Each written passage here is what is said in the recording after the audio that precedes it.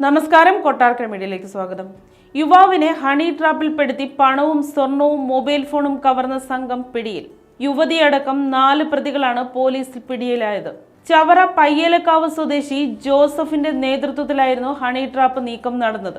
ശക്തികുളങ്ങര സ്വദേശിയായ യുവാവിനെയാണ് ജോസഫിന്റെ നേതൃത്വത്തിലുള്ള സംഘം ഹണി ട്രാപ്പിൽപ്പെടുത്തിയത്.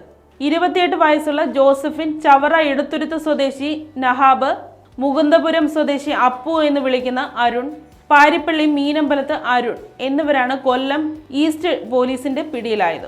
ശക്തികുളങ്ങര സ്വദേശിയായ യുവാവിനെ 1-ാം പ്രതിയായ യുവതി ഫോണിലൂടെ വിളിച്ച് ബന്ധം സ്ഥാപിക്കുകയും തന്റെ വീട്ടിലേക്ക് വരണമെന്ന് പറയുകയും ചെയ്തു.